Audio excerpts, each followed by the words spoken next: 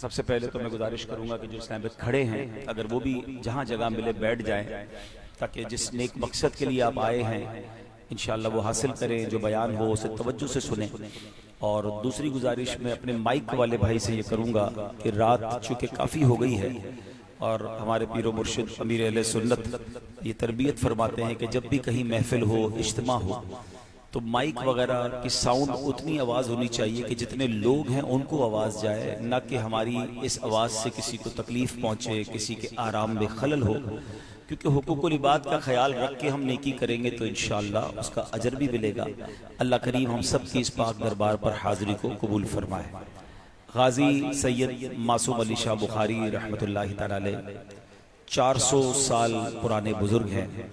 अहले बहिश्त से आपका ताल्लुक है, सिलसिला चिश्त से, सिलसिला चिश्त अहले बहिश्त, सुभान अल्लाह। और आपके मुर्शिद व असातिज़ा में सैयद कुतुब आलम शाह बुखारी रहमतुल्लाहि तआला अलैह शामिल हैं। बड़ी अजीम हस्ती हैं और मैं अपनी बदकिस्मती कहूँगा कि मेरी पहले शायद यहाँ हाज़िरी नहीं हुई थी। हमारे अदनान मदनी भाई ने कुछ दिनों पहले रब्ता किया, फिर मजलिस की आपकी मज़ार की इंतज़ामिया की तरफ से भी लेटर तशरीफ़ लाया कि उर्स की तकरीबात में बयान के लिए मुझे मौका दिया गया। मेरी कुछ मसरूफियात थी तो मैंने माजरत कर ली कि ईद के दिन है और मेरी कल बैरून मुल्क रवानगी है।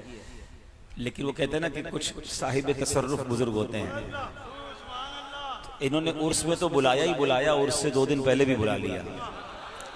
तो मैं आज से 2-3 दिन पहले हम हाजिर हुए थे यहाँ पर और बड़ी खूबसूरत एक महफिल हज़रत के कदमों में हुई और बड़ा सुकून मिला, बड़ी राहत मिली। तो जाते जाते फिर मैंने अर्ज़ किया कि मैं इंशाअल्लाह उर्स में भी हाजिर ज़रूर होऊंगा इंशाअल्लाह। तो ये बुज़ुर्गों का फैज़ान होता है, अल्लाह इनकी बारगाह की हाज़िरी कबूल फरमाए। अदरान भाई ने एक बात बताई थी इनके बारे में और फिर माशाअल्लाह एहसास भी हुआ कि बाज़ बुज़ुर्गों को ख़ास कमालात से नवाजा जाता है और हज़रत की बारगाह में जब अपनी इल्तिजा आकर अल्लाह की बारगाह में को पेश करता है। आज मैं इंशाअल्लाह इसको मज़ीद कुरान और हदीस की रोशनी में आपको समझाऊंगा कि जहाँ अल्लाह वाले हों, अल्लाह वाले इबादत करते हों, ऐसी मुबारक जगह हों, वहाँ जाकर दुआ की जाए तो वो दुआएं कबूल होती हैं। और ये कुरान और हदीस से साबित है और ये तो नबियों का तरीका है। इंशाअल्लाह भी आगे आप सुनेंगे। तो इस नीयत से हम भिखारी आए हैं कि अल्लाह करीम इनके सदके हमारी मुश्किलें आसान फरमाए और हमें इस ईद के मौके पर जब यहाँ बुला ही लिया है तो अल्लाह ईदी में हम सबको मदीना अता फरमा दे और ईदी में सरकार दो आलम अलैहिस्सलाम की दीद भी नसीब फरमा दे। मेरे पीरो मुर्शिद कितनी प्यारी ईदी मांगते हैं ना, अमीर अहले सुन्नत सरकार की बारगाह में अर्ज करते हैं कि छोटे बड़ों से ही कहते हैं ना ईदी चाहिए, तो हम तो सरकार के उम्मती हैं। और अब तो हजरत मासूम शाह बुखारी रहमतुल्लाहि तआला के कदमों में बैठकर नबी पाक से अर्ज करते हैं कि तेरी जब के दीद होगी जभी मेरी ईद होगी, तेरी जब के दीद होगी जभी मेरी ईद होगी, मेरे ख्वाब में तुम आना, मेरे ख्वाब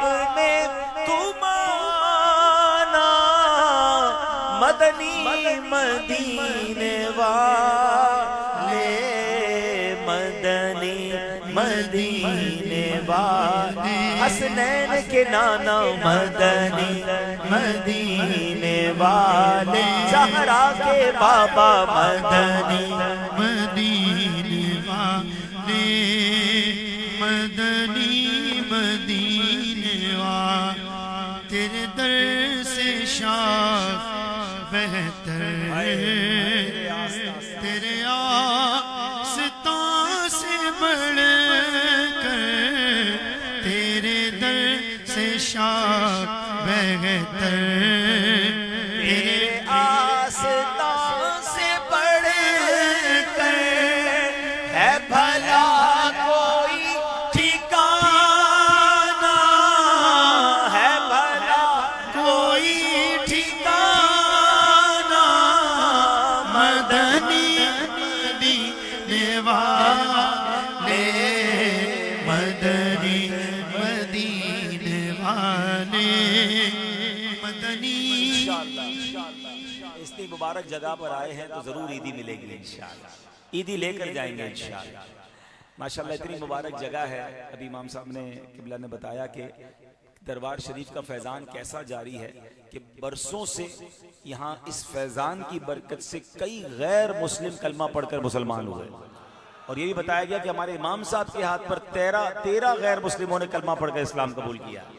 तो देखिए कैसा तसर्रुफ जारी होता है इन औलिया किराम का कि अपनी ज़िंदगी में तो इस्लाम को फैलाया, मगर सुभान अल्लाह रूहानियत का ये आलम होता है कि लोग यहाँ आकर जो है वो किस तरह फैज़ान हासिल करते हैं। तो अल्लाह करीम साहिब मज़ार पर करोड़ों रहमतों की बारिश नाजिल फरमाए और उनके फ़यूज़ बरक़ात से हम सबको माला माल फरमाए। ये चादर मेरे साथ जाएगी इंशाअल्लाह, मैं अपने साथ ले जाऊंगा तो इंशाअल्लाह इसकी बरकतें मिलेंगी इंशाअल्लाह। दुरूद पाक पढ़ने के बेशुमार फ़ज़ाइल व बरक़ात हैं। फ़ज़ाइल दुरूद तो हम सुनते रहते हैं, मगर आज मैं वो जो हदीस आपके सामने पेश करूंगा तो ये बड़ी कमाल की यूं हदीस है कि एक ऐसा इनाम है कि जिस दिन इस इनाम को अरबों लोग तरस रहे होंगे। और वो इनाम क्या है कि जब क़यामत का दिन होगा, सूरज 1 मील पर होगा, ज़मीन तांबे की होगी, लोग प्यास के मारे प्यास की शिद्दत में परेशान होंगे, तो उस वक्त अल्लाह के अर्श के सिवा कोई साया ना होगा। अब इमेजिन करें जून जुलाई की कराची में गर्मी हो और कोई आपको धूप में खड़ा कर दे कि जरा 15 मिनट खड़े हो, मैं आ रहा हूँ। आप फौरन कोई साया ढूंढेंगे, यार 15 मिनट ऐसी धूप में कैसे खड़ा रहूंगा। 45 डिग्री टेम्परेचर, 47, इससे ज्यादा नहीं होता। मगर कयामत के दिन का टेम्परेचर क्या होगा जब सूरज 1 मील पर होगा और 15-20 मिनट नहीं, 50,000 साल का दिन होगा और साया एक ही होगा। तो सोचे अहले महशर कितना तड़प रहे होंगे कि काश हमको ये साया मिल जाए। और साया भी किसका? अल्लाह के अर्श का साया होगा। इसमें मुख्तलिफ हदीसें हैं, मगर आज जो हदीस मैं आपके सामने पेश कर रहा हूं कि नबी पाक ने फरमाया कयामत के रोज अल्लाह पाक के अर्श के सिवा कोई साया ना होगा। 3 शख्स अल्लाह पाक के अर्श के साये में होंगे। 3 किस्म के लोग होंगे। There are 3 categories. नंबर 1 मेरे आका ने फरमाया वो शख्स जो मेरे उम्मती की परेशानी को दूर करे।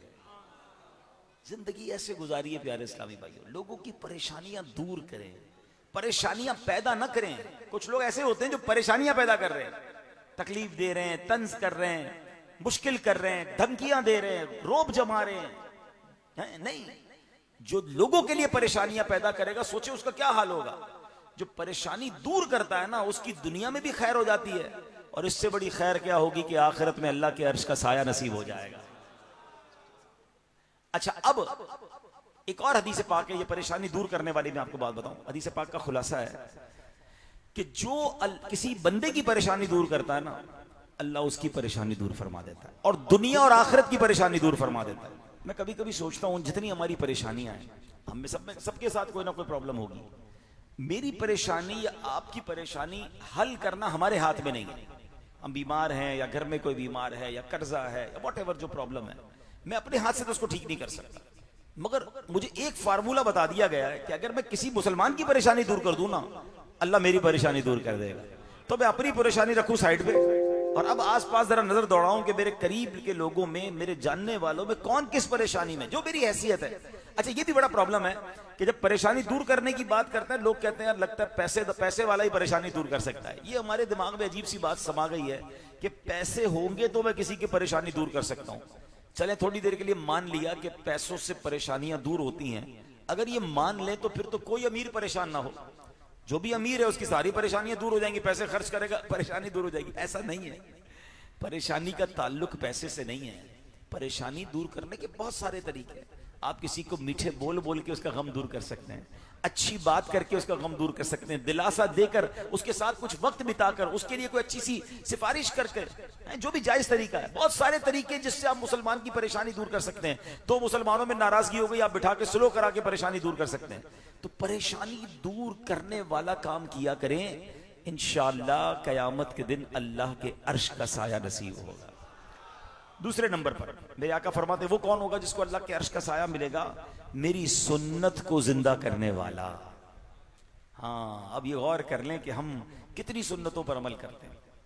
आज अल्लाह के वली की बारगाह में आए हैं। एक बात बताऊं आपको, हजरत मासूम शाह बुखारी रहमतुल्लाह तआला अलैह भी दाढ़ी वाले, और जितने दुनिया में औलिया है ना सब दाढ़ी वाले, सारे सहाबा दाढ़ी वाले, सारे अंबिया दाढ़ी वाले। हम औलिया से मोहब्बत भी करें और सुन्नतों पर अमल भी ना करें। सिर्फ दाढ़ी सुन्नत नहीं है, मैं सिर्फ एक मिसाल दे रहा हूं। लेकिन वो भी नहीं होती चेहरे पे। और बहुत सारी सुन्नतें जो हम अमल नहीं कर रहे, लिबास सुन्नतों वाला हो, खाने पीने का अंदाज सुन्नतों वाला हो, बोल चाल का अंदाज सुन्नतों वाला हो। और यकीनन ये तो सरापे की सुन्नतें हैं, किरदार की सुन्नतों पर कौन अमल करेगा? सच बोलना भी सुन्नत है, नाराजगी हो जाए, बात बुरी लगे तो माफ करना सुन्नत है, कर्जा वक्त पर लौटाना सुन्नत है, धोखा ना देना बल्कि सही तरीके से कारोबार करना ये भी सुन्नत है। तो सुन्नतों पर अमल करना, ये सुभान अल्लाह, सुन्नत को जिंदा करने वाला कहां होगा? अल्लाह के अर्श के साए में होगा। अब इस पैराए में जरा दावत इस्लामी के माहौल को देखें, कदम कदम पर दावत इस्लामी वाले सुन्नतें सिखा रहे होते हैं, सुन्नत की बात कर रहे होते हैं। और आप जरा सोचें कि जो बुजुर्ग बैठे सफेद दाढ़ी वाले, जरा इनसे पूछ लें कि आज से 30-35 साल पहले कितने नौजवान दाढ़ी रखते थे और कितने नौजवान इमामा पहनते थे। अब इस सुन्नत को जो अमीर अहले सुन्नत ने जिंदा किया है, कितना बड़ा अजर उन्हें मिल रहा होगा। तो सुभान अल्लाह, सुन्नत जिंदा करने वाले को कयामत के दिन अल्लाह के अर्श का साया नसीब हो। तो आज आए ना हजरत मासूम शाह बुखारी रहमतुल्लाह ताला के कदमों में, तो नियत कर ले इंशाअल्लाह अब जिंदगी सुन्नत के मुताबिक गुजारेंगे। तीसरे नंबर पर मेरे आका फरमाते, मुझ पर कसरत से दुरूद पढ़ने वाला, उसको भी अल्लाह के अर्श का साया नसीब होगा। अब बताएं कि पूरे दिन में कितनी बार दुरूद पढ़ते हैं? आदत बनाएं अपनी, फजूल बातों से बचें, मोबाइल फोन के इस्तेमाल से बचें और अपनी जबान को जिक्रो दुरूद से तर रखें। अल्लाह मुझे और आपको कसरत से दुरूद पाक पढ़ने की तौफीक अता फरमाए। मिलकर मोहब्बत के साथ बावाज़ बुलंद दुरूद पाक पढ़ लें। सल्लू अलल हबीब सल्लल्लाहु तआला अला मुहम्मद सल्लल्लाहु अलैहि वसल्लम। आपको वाकया सुनाना है, हजारों साल पुराना, और ऐसा वाकया है जिससे बहुत सारे कॉन्सेप्ट क्लियर होंगे। औलिया किराम की करामात क्या है, उसकी हकीकत कुरान और हदीस की रोशनी में वो भी समझ आएगी। और अल्लाह करीम किन मुबारक जगहों पर जाकर हम दुआ करें तो दुआ को कबूल फरमाता है, वो भी इंशाअल्लाह सीखने को मिलेगा। वाकया है हजरत हन्ना का वाकया है, और वो वालिदा हैं हजरत मरियम रहमतुल्लाहि ताला अलैहा की। हजरत मरियम कौन है? वो हजरत बाद में हजरत ईसा अला नबीना वालिस्सलाम की वालदा बनी। अच्छा, आपकी यानी बीबी मरियम के जो वालिद थे उनका नाम इमरान और वालदा का नाम था बीबी हन्ना रहमतुल्लाहि ताला अलैहा। बीबी मरियम के वालिद हजरत इमरान, ये अल्लाह पाक के नबी हजरत ज़करिया अलैहिस्सलाम के हम जुल्फ थे। हजरत इमरान की जोजा हजरत ज़करिया अलैहिस्सलाम की जोजा मोहतरमा, ये दोनों बहनें थी। ठीक है, अब हजरत इमरान और हजरत हन्ना की शादी को एक अरसा गुजर गया था, मगर औलाद की नेमत नहीं हो रही थी। वक्त गुजरता गया, अब ये उम्र के इस हिस्से में पहुंच गए कि जहां नॉर्मली औलाद नहीं होती, यानी बुढ़ापे में पहुंच गए, उम्मीद खत्म हो गई। मगर ना उम्मीद ये नहीं हुई, लोगों ने तो कहना शुरू कर दिया कि भाई इतनी उम्र हो गई, अब औलाद कहां होगी। मगर आप ना उम्मीद नहीं हुए, और एक दिन हजरत हन्ना जो थी वो दरख्त के साये तले बैठी थी, एक परिंदे पर नजर पड़ी जो अपने बच्चे को दाना खिला रहा था। माँ, जो औरत है ना, उसके अंदर कुदरती माँ बनने का एक शौक है। देखा कि ये परिंदा अपने बच्चे को दाना खिला रहा है, मेरा भी कोई बच्चा होता, मैं भी माँ बनती। तो औलाद की ख्वाहिश दिल में पैदा हुई। तो आपने एक नजर मान ली कि अगर अल्लाह करीम ने मुझे बेटा दिया तो मैं उसे बैतुल मुकद्दस के लिए वक्फ कर दूंगी। औलाद हो गई तो वो औलाद बैतुल मुकद्दस की खिदमत के लिए वक्फ कर दूंगी। अच्छा, उस दौर में बैतुल मुकद्दस की जो खिदमत के लिए वक्फ किए जाते थे ना, वो लड़के होते थे, लड़कियों को वक्फ नहीं किया जाता था। बच्चे बालिग होने तक वहां खिदमत करते, बालिग होने के बाद उनकी मर्जी होती कि बैतुल मुकद्दस की खिदमत करते रहते या जैसे लाइफ गुजारनी है बाद में वो जिंदगी गुजारते। शब रोज गुजरते गए, अल्लाह पाक ने करम किया, आप हामिला हो गई हैं, औलाद की खुशखबरी मिली।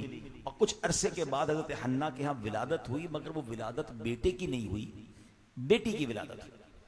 अच्छा, खुशी का मौका था, लेकिन बेटे की उम्मीद पर नजर मान चुकी थी कि बेटा होगा तो मैं बैतुल मुकद्दस के लिए वक्फ कर दूंगी। हुई बेटी, तो अब आप जो है वो बज़ाहिर तो नामुमकिन हो गया। आपने बेटी का नाम मरियम रखा, और चूंकि आप बैतुल मुकद्दस की वक्फ करने के लिए नियत कर चुकी थी, तो कपड़े में लपेटा बच्ची को और बैतुल मुकद्दस की तरफ चल पड़ी। बैतुल मुकद्दस में उस वक्त 4000 खुद्दाम रहते थे, उनके सरदार 27 या 70 थे, और उन सबके सरदार जो थे उनके अमीर हजरत ज़करिया अला नबीना वालिस्सलाम जो अल्लाह के नबी थे। हजरत हन्ना अपनी बेटी को लेकर वहां पहुंची और उन सब उलमा के सामने कहा कि देखें, ये मेरी बेटी है, मैंने तो इसको अल्लाह की इबादत के लिए बैतुल मुकद्दस की खिदमत के लिए वक्फ कर दिया है। अगरचे लड़कियां इस खिदमत के लिए कबूल नहीं की जाती, लेकिन चूंकि मैं वक्फ कर चुकी हूं, मैं इसे लौटाकर घर भी नहीं लेने जाऊंगी। अब आप इसको कबूल फरमा लें। अब उन उलमाए किराम ने जब ये सुना, अपने लिए इज्जत समझा इसको, लेकिन अभी जिम्मेदारी कौन संभाले कि इस बच्ची को चाइल्डहुड से, बचपन से ही तरबियत भी करे और फिर उसको एक काबिल बनाए कि वो बैतुल मुक़द्दस की खिदमत करे। तो ये जिम्मेदारी हजरत ज़करिया अला नबीना अलैहिस्सलाम ने ली, जो इस बच्ची के खालू भी थे, अल्लाह के नबी भी थे और बैतुल मुक़द्दस के तमाम खिदमतगार उलमा के सरदार भी थे। अब आपने क्या किया कि फर्श मस्जिद से थोड़ा बुलंद करके एक कमरा बनाया और इस बच्ची को वहां रखा। आपके सिवा वहां कोई नहीं जाता था।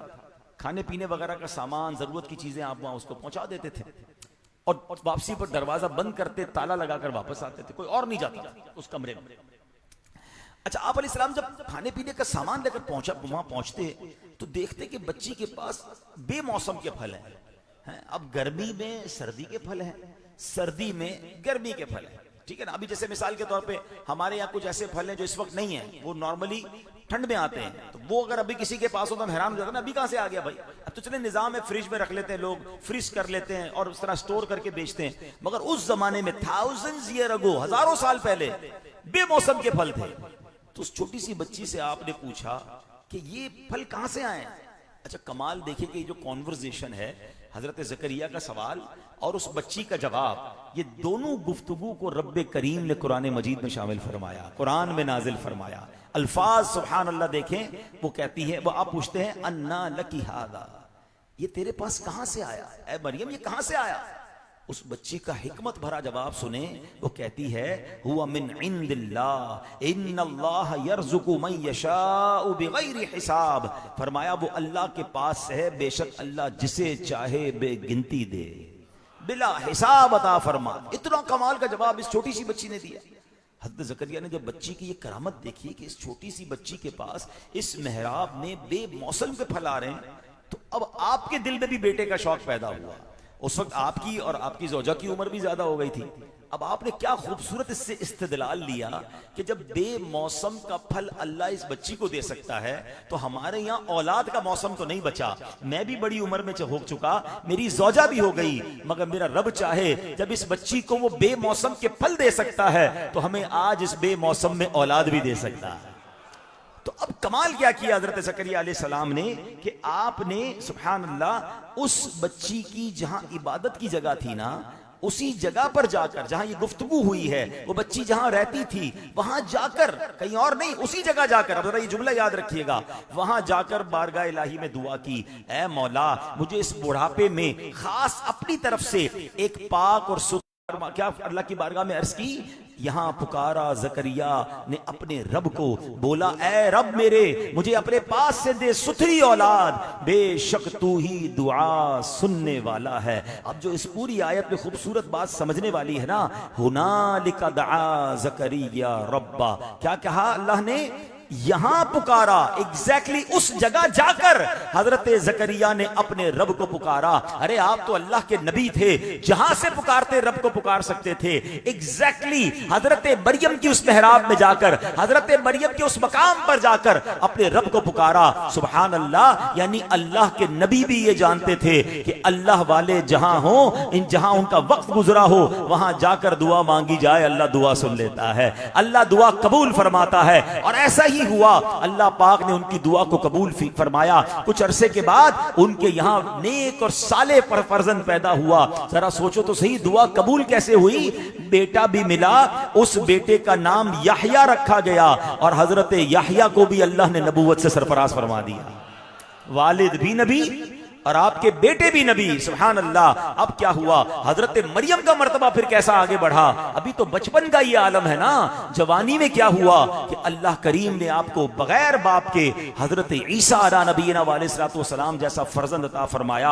अल्लाह अकबर, ये कैसा अमेजिंग और खूबसूरत वाकया है, जिससे हमें कितनी सारी बातें को सीखने को मिलती हैं। उलमा ने इस कुरानी वाकये के तहत बहुत सारी बातें, बहुत सारे लेसन हमारे लिए बयान फरमाए। नंबर एक, जो अल्लाह पाक की रहमत से उम्मीद रखता है उसकी उम्मीद पूरी होती है। उम्मीद हजरत हन्ना ने नहीं छोड़ी, उन्हें मरियम रदी अल्लाह तआला अन्हा मिली। उम्मीद हजरत जकरिया ने नहीं छोड़ी, उन्हें हजरत यहया अला नबीना वाले सलातो वस्सलाम मिले। तो पता चला हम किसी भी मुश्किल में हैं, हम किसी भी परेशानी में हैं, हम किसी भी दुख में हैं, उम्मीद न छोड़ा करें। अल्लाह से ना उम्मीद लोग हो जाते हैं जनाब, बाज़ औक़ात 2-4 साल मसला हल ना हो तो शिकवे शिकायत करने लग जाते हैं। आप जानते हैं खलीलुल्लाह किसे कहा जाता है? किनका लक़ब है बताएंगे आप? हजरत इब्राहीम अला नबीना वाले सलाम। खलील कहते किसको? दोस्त को, अल्लाह के दोस्त हैं। और आपको पता है आपको हजरत इस्माइल अला नबीना वाले सलाम कितनी उम्र में अता हुआ?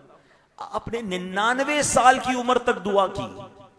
हजरत इब्राहिम ने 99 ईयर्स साल की उम्र तक दुआ की और 99 साल की उम्र में आपको हजरत इस्माइल नबीना वाले सलाम मिले।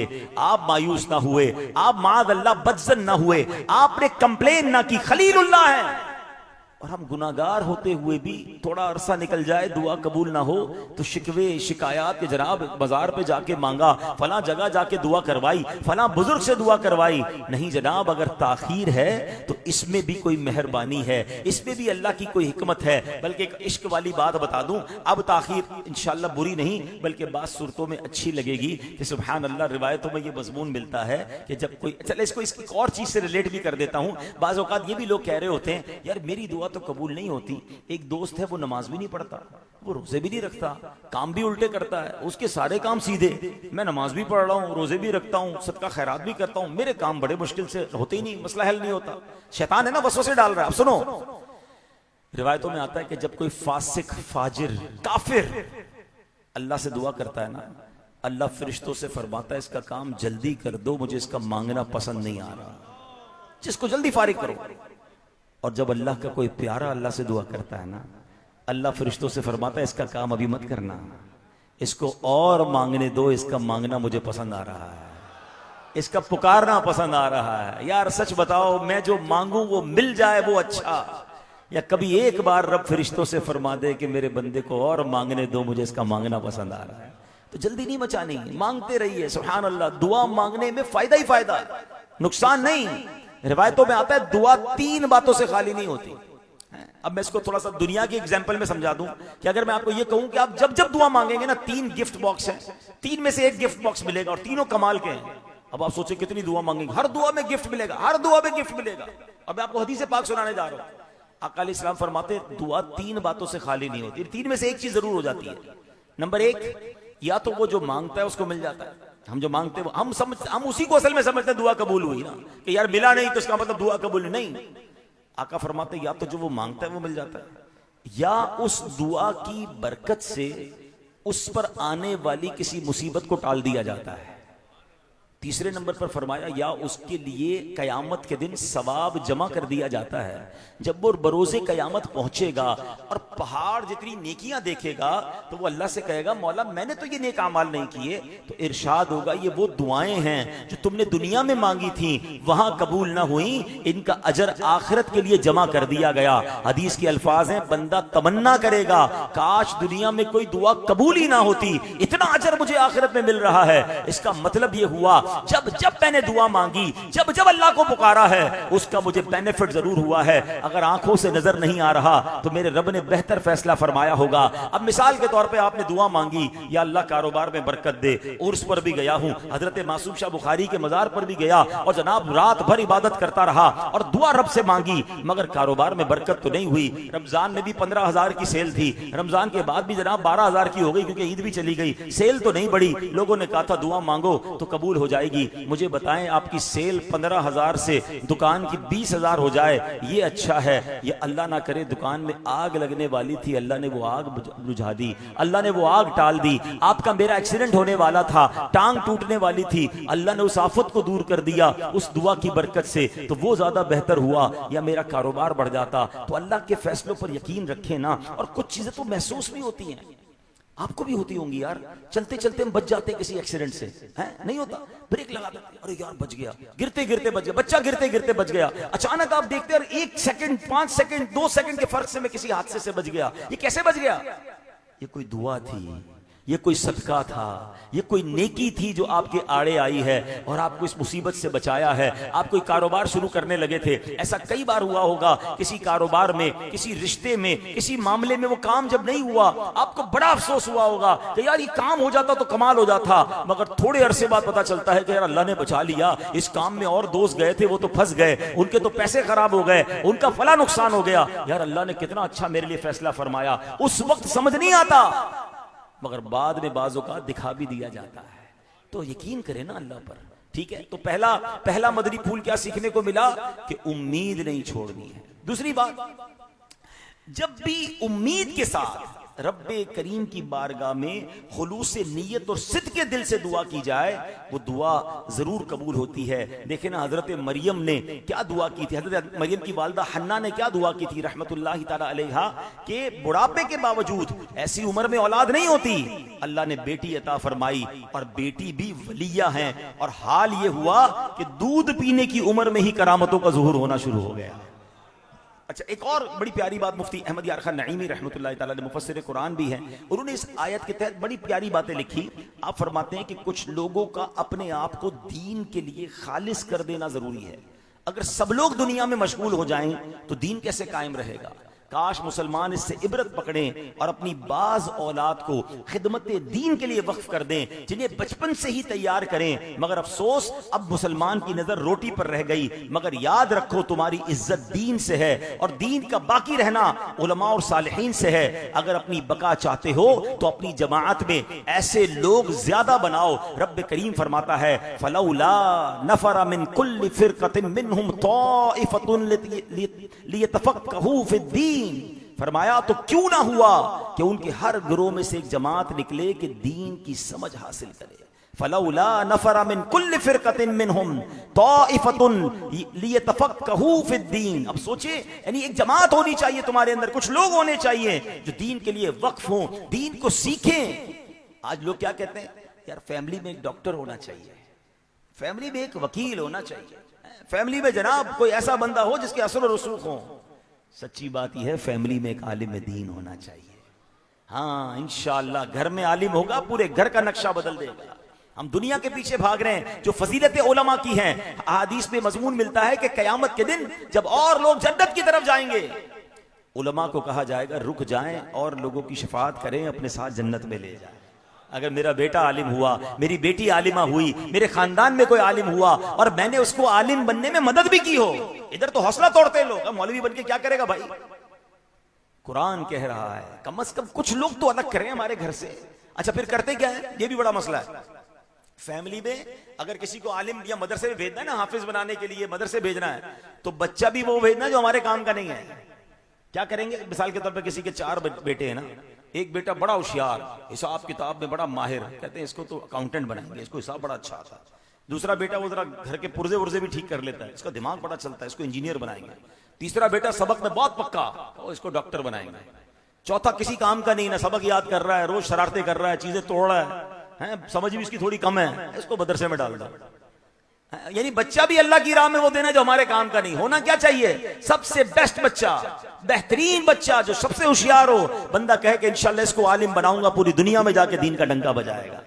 अल्लाह के लिए देना है ना, अल्लाह ने और दे देने हैं, और उस बच्चे ने फिर आपके लिए जो मगफिरत का सामान करना है। तो अल्लाह करे यहाँ जो हजरत मासूम शाह बुखारी रहमतुल्लाह ताला अलैह के मजार पर आए, ये नियत करें या तो आप खुद आलिम बन जाए। दावत इस्लामी ने कितना आसान कर दिया है, बच्चों के लिए मदरसतुल मदीना बनाए, जामियतुल मदीना आलिम बनने के लिए बनाए, जो कारोबारी लोग हैं उनके लिए नाइट क्लासेस शुरू कर दी कि जनाब रात को आकर आप पढ़ लें, इल्म दीन हासिल करें। अच्छा, फिर आलिम रात को भी नहीं पढ़ सकते, ऑनलाइन पढ़ना चाहे तो पढ़ लें। यानी देखें, जिस अल्लाह के वली से आप मोहब्बत करते हैं ना, एक बात याद रखिए, अल्लाह ने किसी जाहिल को अपना वली नहीं बनाया।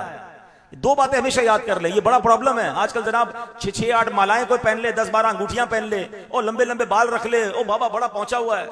बाबा कहीं और ही पहुंचा हुआ है। जो बाबा शरीयत पर अमल नहीं करता, याद रखिए, अल्लाह ने किसी फासिक को अपना वली नहीं बनाया और अल्लाह ने किसी जाहिल को अपना वली नहीं बनाया। अल्लाह ने जिसको अपनी विलायत से नवाजा है उसको इल्म भी अता फरमाया, उसे तकवा भी अता फरमाया। ये जो अजीब अजीब बातें कुछ लोग कर रहे होते हैं ना, तकवा जनाब, शरीयत अलग है, तरीकत अलग है, रास्ते अलग हैं। शरीयत और तरीकत वो एक ही रास्ता है, बगैर नमाज। बाबा वो कहते हैं बाबा फजर जो है वो मदीने में पढ़ते हैं, जुहर मक्के में पढ़ते हैं, हमारे सामने क्यों नहीं पढ़ते नमाज, वहां पढ़ते हैं। तो खाना भी वही खाया करें ना, खाने सारे यहां खाने, नमाजें वहां पढ़नी है। तो ये ऐसे लोगों के चुंगल में ना आया करें। जब याद रखिए, जिसके हाथ में हाथ देना है ना, पहले आंखें खोलें कि उसने हाथ नबी पाक के हाथ में दिया है, उसने शरीयत को थामा है। उस बड़ा प्यारा, मेरे से पहले एक शख्सियत ने, माशाल्लाह भाई थे माइक पे, बड़ी प्यारी उन्होंने बात की कि हमें अल्हम्दुलिल्लाह यहाँ मौला अली की मनकबत भी पढ़ी गई और यहाँ सैयदना अमीर माविया के जिक्र खैर भी हुआ।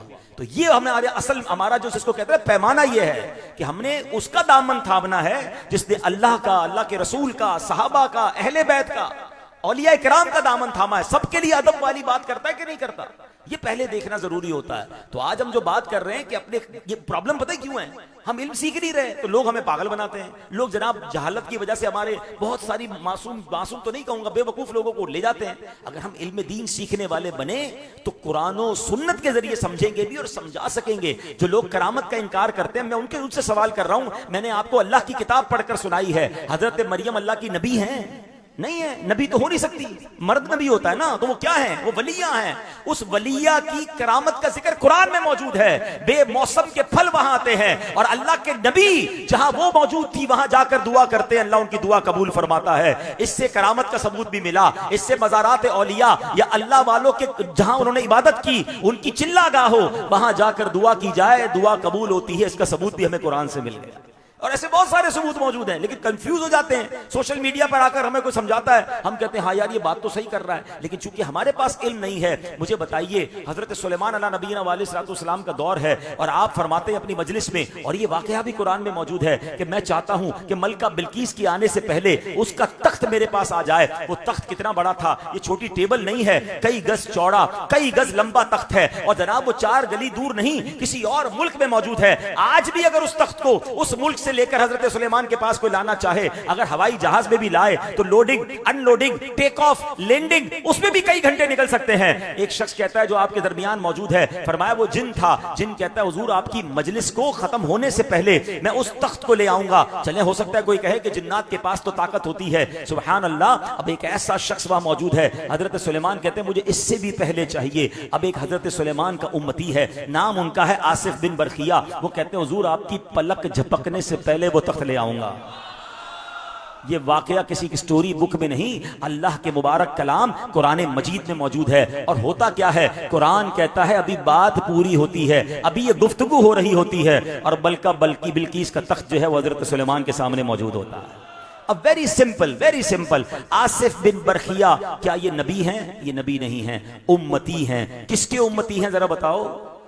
हजरत सुलेमान अलैहिस्सलाम के उम्मती हैं, यानी उनकी उम्मत के वली हैं, उनकी उम्मत के उम्मती हैं और वली हैं। अब सिर्फ सवाल ये करूंगा, हजरत सुलेमान अलैहिस्सलाम की उम्मती करामत दिखाएं, उसका जिक्र कुरान में मौजूद है। मेरे आका तो हजरत सुलेमान के भी आका है ना, वो तो इमामुल अंबिया है ना, उनका मर्तबा तो सबसे ज्यादा है। हजरत सुलेमान के आका जनाब रसूलुल्लाह अलैहिस्सलाम हो और मेरे आका का उम्मती अगर शेख अब्दुल कादिर जिलानी करामत दिखाए तो किसी को क्या एतराज हो सकता है? अरे दाता हुजूर अगर करामत दिखाएं तो क्यों एतराज होता है? बाबा फरीद करामत दिखाएं तो क्यों एतराज होता है? बात यह है कि हम इल्म नहीं हासिल करते, वरना ये कुरान से करामतें साबित हैं। अच्छा, कुछ भोले भाले लोगों को कोई कहता है अच्छा जनाब चलो बात आपकी मान ली, हजरत सुलेमान के उम्मती की करामत का जिक्र तो कुरान में मौजूद है, गौसे पाक की करामत का जिक्र कुरान में क्यों नहीं है? दाता हुजूर की करामत का जिक्र कुरान में क्यों नहीं है? बंदा शायद इल्म वाला ना हो तो कंफ्यूज हो जाता है। हाँ यार, जब हजरत सुलेमान के उम्मती की करामत का जिक्र है तो गौसे पाक का भी होना चाहिए था,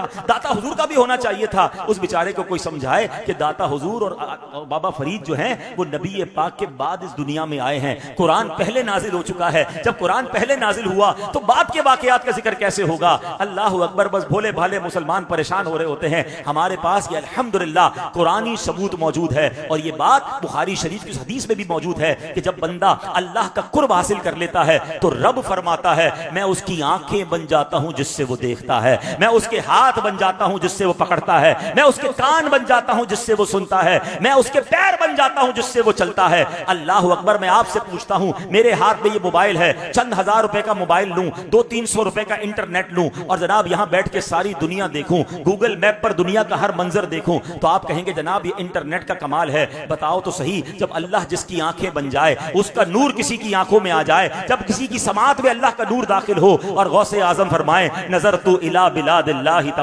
नज़रतु इला बिलादिल्लाहि जमअन का खरदलतिन अला हुक्म इत्तिसाली। कहते मैं अल्लाह के शहरों को इस तरह देखता हूं जैसे मेरे हाथ पर राई का दाना पड़ा हुआ है। तो इसमें क्या प्रॉब्लम है? मैं गुनाहगार आदमी चंद सौ चंद हजार रुपए खर्च करके मोबाइल फोन पर सारी दुनिया देखूं, ये तुम्हें समझ आता है? और मेरे गौसे पाक रूहानी कनेक्शन के जरिए और बुखारी की हदीस के जरिए कि मैं उसकी आंखें बन जाता हूं जिससे वो देखता है। अरे रब की कुदरत जिसके साथ हो जाए फिर बगदाद में रहकर वो कराची वालों को देखे तो इसमें क्या हर्ज है? फिर क्यों कंफ्यूजन क्रिएट की जाती है? इस कंफ्यूजन का वजह यह है हम इल्म नहीं सीखते, हम कुरान नहीं पढ़ते। औलिया किराम की मोहब्बत हमें कुरान सिखाता है, औलिया किराम की मोहब्बत हमें नबी पाक सिखाते हैं, हमें हदीसें सिखाती हैं। अल्लाह अकबर। और औलिया किराम तो जीती जागती तफसीर कुरान है। सुभान अल्लाह। बाबा फरीद शकरगंज रहमतुल्लाहि तआला अलैह, उनके दरबार में पीर मेहर अली शाह साहब बड़ी पाबंदी के साथ जनाब उनके मजार पर हाजिरी देते, हर साल हाजिरी देते। एक वहां भी आ गया बद मजहब आया, कहते हैं आप तो इतने बड़े शेखुल हदीस हैं, आप तो इतनी किताबें लिखने वाले, आपके पास इतना इल्म, ये आप हर साल बाबा फरीद पे क्यों आते हैं? किससे पूछ रहा है? पीर मेहर अली शाह साहब से। और पीर मेहर अली शाह साहब कौन हैं? किथे मेहरे अली, किथे तेरी सना, आपका इल्म कैसा था? आप फरमाते मैं तो यहां तफसीर कुरान अपनी आंखों से देखने आता हूं, तफसीरे कुरान का मंजर देखने आता हूं। वो बदअकीदा कहता है तफसीरे कुरान का बाबा फरीद के मजार से क्या ताल्लुक है? यहां आकर कौन सी तफसीर देखते हैं? अल्लाह अकबर। सुनो बाबा पीर मेहर अली शाह साहब का मजार, उनका जवाब सुनो। आज मासूम शाह बुखारी के पास आए नहीं हैं, ये अल्लाह ने भेजा है, ये अल्लाह ने इनके चर्चे को बुलंद किया है, ये अल्लाह वालों की मोहब्बत अल्लाह दिल में डालता है। सुनो पीर मेहर अली शाह साहब क्या फरमाते हैं? कहते मैं तो तफसीरे कुरान देखने आता हूं। कहा बाबा फरीद के मजार पर कौन सी तफसीर है? कहते हैं अल्लाह ने कुरान में फरमाया फज़कुरूनी अज़कुरुकुम, तुम मेरा जिक्र करो मैं तुम्हारा जिक्र करूंगा, मैं तुम्हारा चर्चा बुलंद करूंगा। वो कहते मैंने पढ़ा था कि बाबा फरीद सारी जिंदगी अल्लाह का जिक्र करते हुए दुनिया से गए हैं। अल्लाह ने उनका चर्चा कैसा बुलंद किया है, लाखों जबानों पर हक फरीद या फरीद जारी कर दिया है। ये ऐसी जबान पर जारी नहीं होता।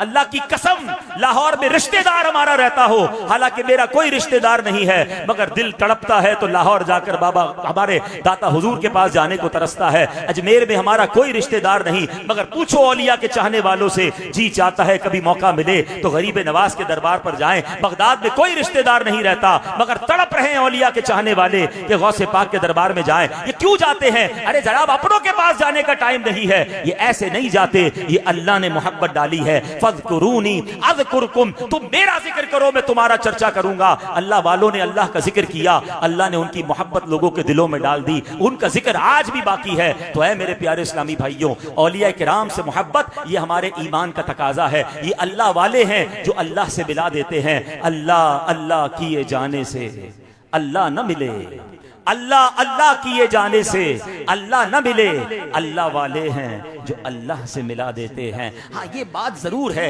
इस बात का इकरार है कि जनाब मज़ारात औलिया को ले लें, ये कुछ ऐसे अफ़आल हैं जिनसे सुन्नियों का, अहले सुन्नत का कोई ताल्लुक नहीं। जो जाहिल लोग आकर मज़ारात पर ऐसे काम करते हैं कि जो शरीयत के खिलाफ हैं, उसको हम भी कंडेम करते हैं, उसके खिलाफ हम भी बात करते हैं। मगर उन चंद आली मवाली लोगों की वजह से क्या हम मज़ारात औलिया पर आना छोड़ देंगे? क्या हम मज़ारात औलिया का इनकार कर देंगे? ये तो ऐसा ही हुआ कि किसी के नाक पर मक्खी बैठे तो आपके नाक ही काट दो, नहीं आप कहेंगे मक्खी को उड़ाओ नाक को बचने दो। तो जनाब शादी में इतने सारे बुरे काम होते हैं, कोई नहीं कहता शादी करना छोड़ दो।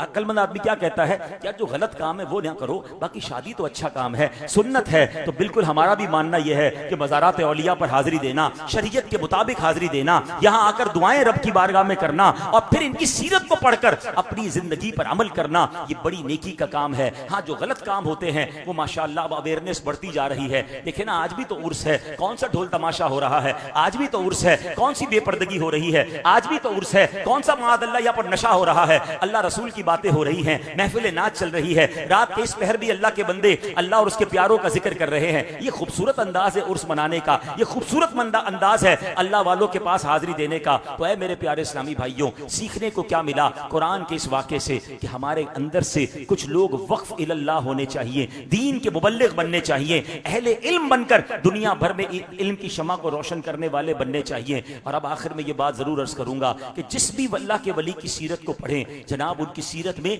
कुछ बातें बड़ी कॉमन मिलेंगी। वो कॉमन बात क्या है जो 100% हर अल्लाह के वली के पास होगी कि वो 5 वक्त के पाबंदी से नमाजी थे।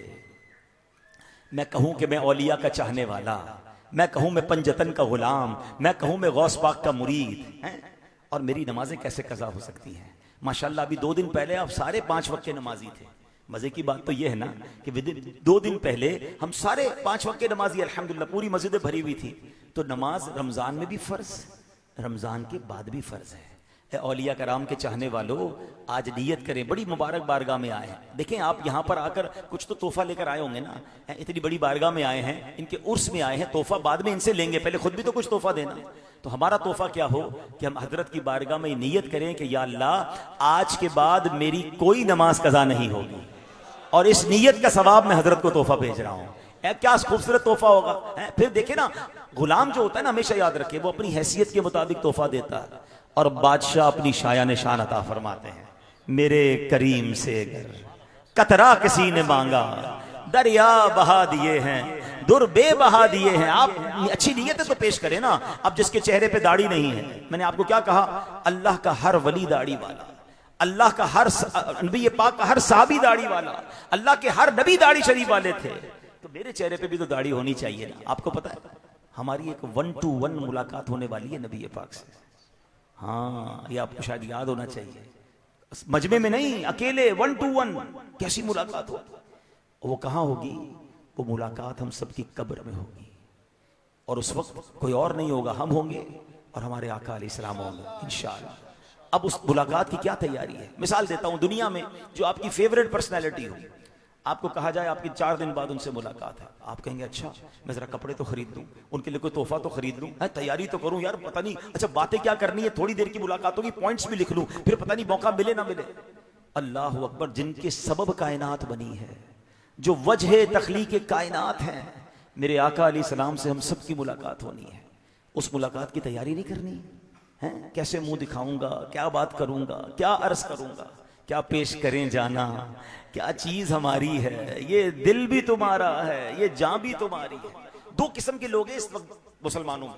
कुछ तो वो हैं जो सारी जिंदगी नबी पाक की सुन्नतों पर अमल कर रहे हैं, चेहरे पे दाढ़ी है माशाल्लाह, कईयों ने सर पे इमामा सजाया है या जन्नत सुन्नतों वाला लिबास है, सच बोल रहे हैं, दुरूद पाक पढ़ रहे हैं, नमाजों की पाबंदी कर रहे हैं, नाते पढ़ रहे हैं, आंसू बहा रहे हैं नबी पाक की याद में।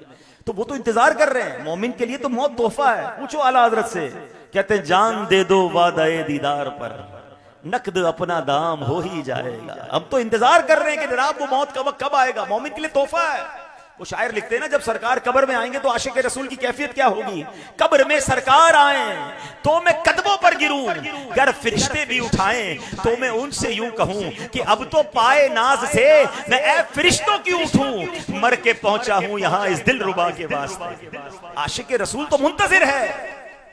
कब्र में लाएंगे तशरीफ मुस्तफा, आदत बना रहा हूं दुरूदो सलाम। सारी जिंदगी जिनका नाम लिया, सारी जिंदगी जिनकी सुन्नतों पर अमल किया, अरे उनका दीदार होगा तो फिर इंशाअल्लाह सलातो सलाम पढ़ेंगे ना। मैं वो सुन्नी हूं जमीले कादरी, मरने के बाद मेरा लाशा भी कहेगा अस्सलातो वस्सलाम। जब फरिश्ते कब्र में जलवा दिखाएं आपका, हो ज़बां पर प्यारे आका अस्सलातो वस्सलाम। ऐसी तैयारी करनी है।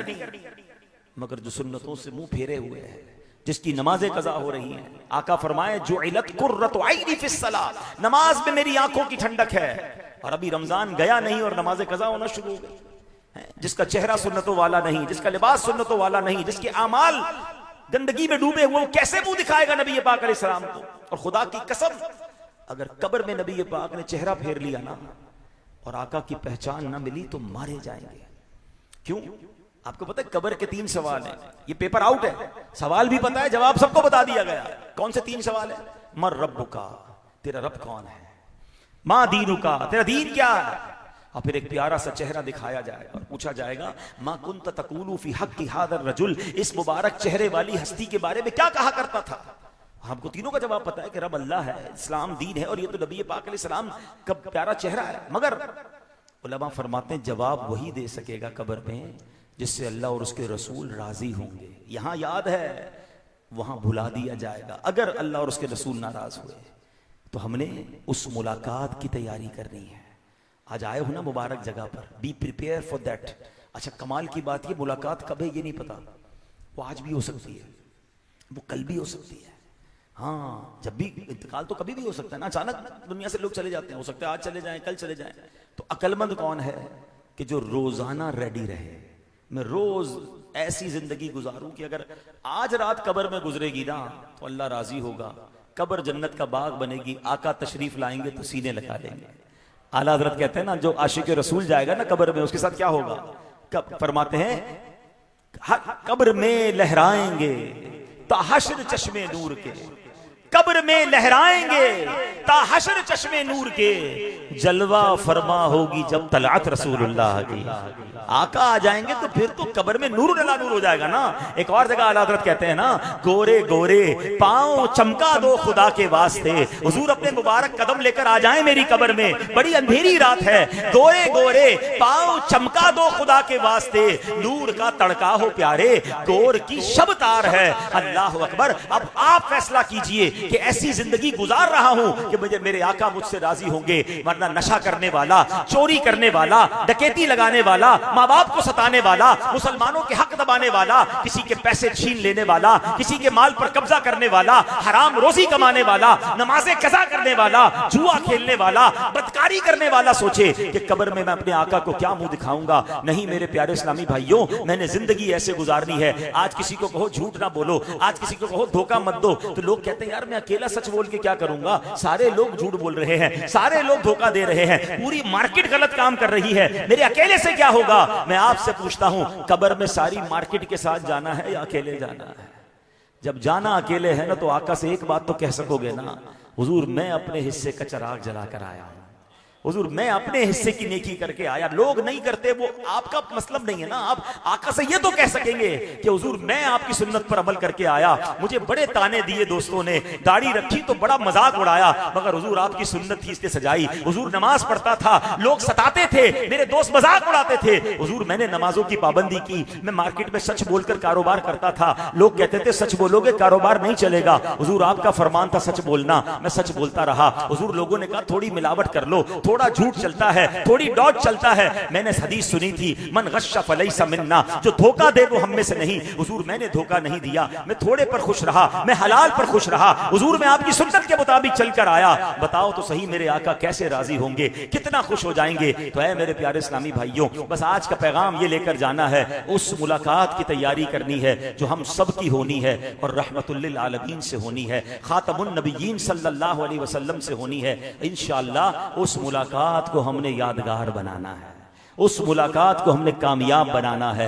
हाँ ये जरूर है, मुलाकात का दिन नहीं पता, तैयारी आज से शुरू कर दो, अपनी जिंदगी को आज से बदलना शुरू कर दो। मैं अल्लाह करीम से दुआ करता हूँ, आज मैंने कुरानी वाक़े से यह पढ़कर आपको सुनाया है कि जहाँ अल्लाह वाले इबादत करें, जहाँ अल्लाह की रहमतें नाजिल हों, वहाँ दुआ की जाए तो वहाँ पर दुआ कबूल होती है। हजरत मासूम शाह बुखारी रहमतुल्लाहि तआला के कदमों में दुआ करता हूँ कि अल्लाह आज से हमें अपनी जिंदगी बदलने की तौफीक अता फरमा, अल्लाह आज से हमें नेक बंदों में शामिल फरमा ले, अल्लाह हमें भी अपने वलियों में शामिल फरमा ले, ए करीम हमें भी नेक बंदों में शामिल फरमा ले। शैतान जो अब रमजान के जाने के बाद हम पर हमला आवर हो गया है, ए अल्लाह शैतान के वारों से बचाकर सुन्नतों का पाबंद बना दे। ए अल्लाह हम चाहते हैं कि कयामत के दिन रुस्वा ना हो, बल्कि तेरे प्यारों के साथ महशर में जमा हो और तेरे प्यारों के साथ जन्नत में दाखिला नसीब हो। ए अल्लाह हम सबको ये शरफ और ये सआदत नसीब फरमा, आमीन बिजाहिन नबी अमीन सल्लल्लाहु अलैहि वसल्लम। ऐसी प्यारी बातें, जिंदगी को बदलने वाली बातें दावत इस्लामी के माहौल में मिलती हैं। अगर आप वाकई इन चीजों पर अमल करना चाहते हैं तो मशवरा यह है कि दावत इस्लामी के माहौल से वाबस्ता हो जाएं, इज्तिमा में आते रहें, काफिलों में सफर करते रहें। रमजान में मदनी चैनल देखते थे, रमजान के बाद भी जारी रखें तो इंशाअल्लाह नेकी करना अल्लाह ने चाहा तो कदरे आसान हो जाएगा। अल्लाह पाक अमल करने की तौफीक अता फरमाए। आखिर में मैं शुक्रिया अदा करूंगा हमारी इस दरबार की इंतजामिया का, बड़ी मोहब्बत दी, बड़ी जर्रा नवाजी फरमाई, इज्जत दी, मुझे बुलाया, इतने पाक दरबार पर हाजिरी का शरफ मुझे दिया। अल्लाह आपके इन इंतजामात को भी अपनी बारगाह में कबूल फरमाए, आमीन बिजाहिन नबी अमीन सल्लल्लाहु अलैहि वसल्लम। दुरूद पाक पढ़ लें, सल्लु अलल हबीब।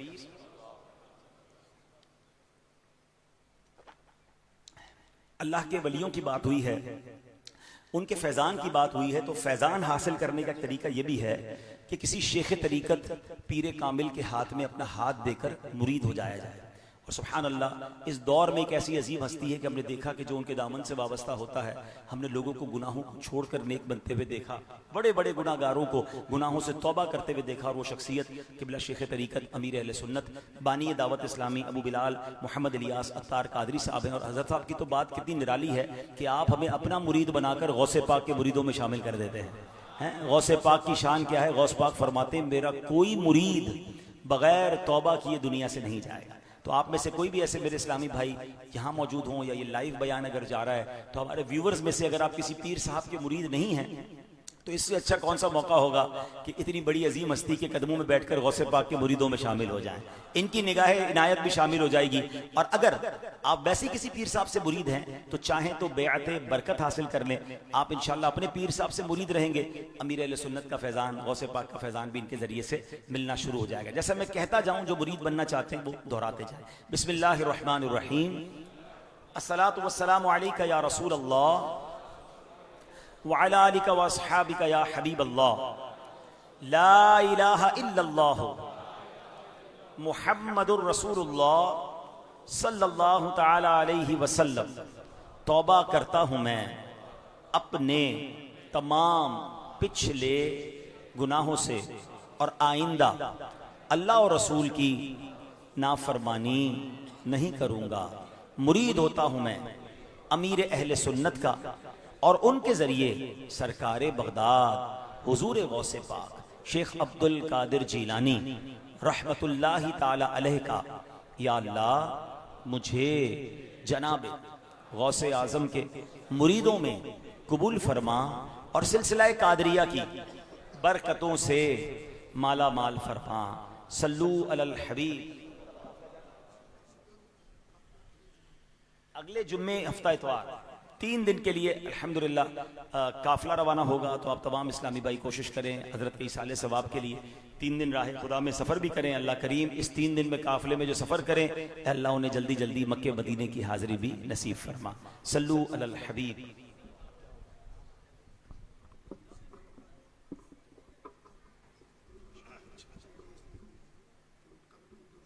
मैंने पढ़ने मुझसे मनकबत पढ़ानी हो तो बयान से पहले बता दिया करें, सारा जोर तो बयान में लगा दिया। दुरूद पाक पढ़ लें, सल्लू अलल हबीब। अदनान भाई साहब।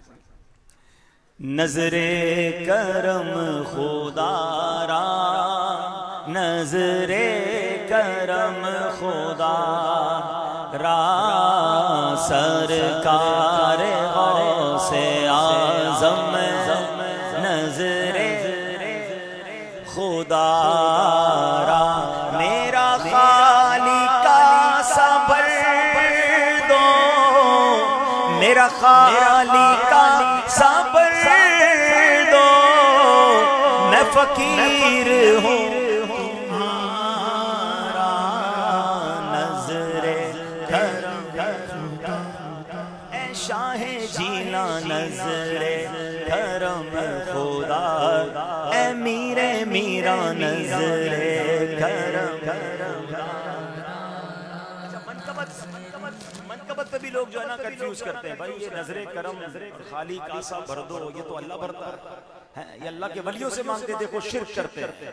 चले आज अकीदा अपना वाजे कर दूं, हम सबका ये अकीदा है, कोई गौस, कोई वली, कोई नबी, कोई सहाबी अपनी तरफ से कुछ नहीं दे सकता। ये सब मोहताज है रब के, मगर रब ने अपने बंदों को कुछ इख्तियारात दिए हैं, वो रब से लेकर हमें अता फरमाते हैं। तो मसला तो हल हो गया ना। शिर्क ये है कि किसी को अल्लाह जैसा समझना, किसी को इबादत के लायक समझना। नबी पाक फरमाते हैं, हदीस बुखारी है, इन्नमा अना कासिमुन वल्लाहु युअती, बेशक अल्लाह अता फरमाता है, मैं तकसीम करता हूँ।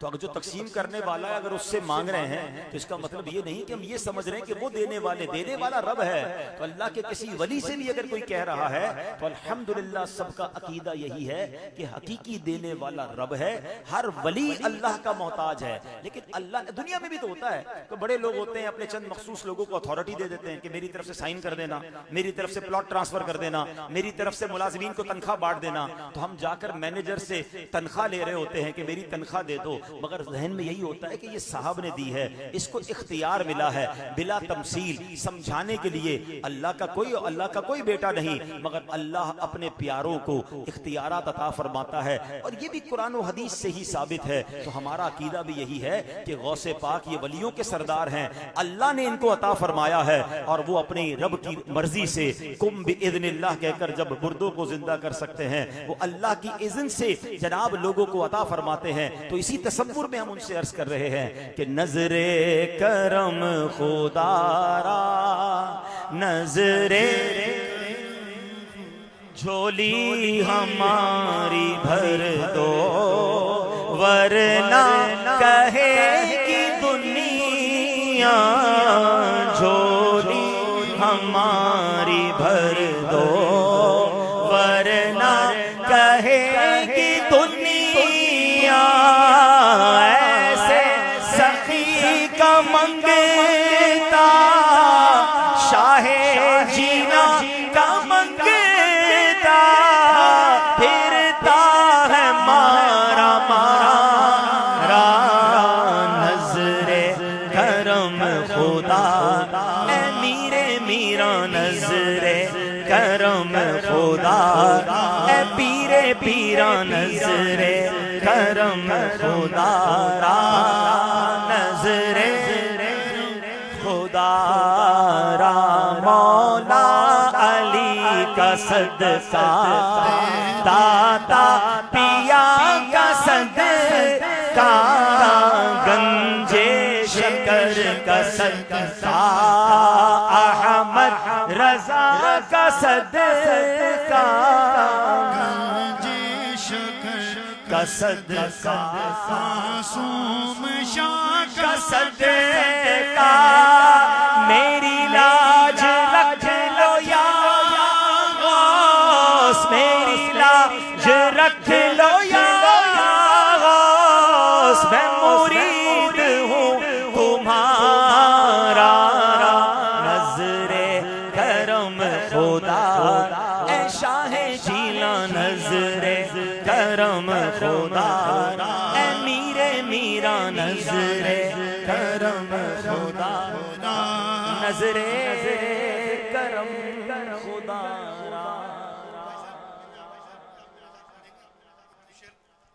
बादशाहों के दरबार में हाजिर हैं और ये कह रहे हैं, कर दो करम सरकार।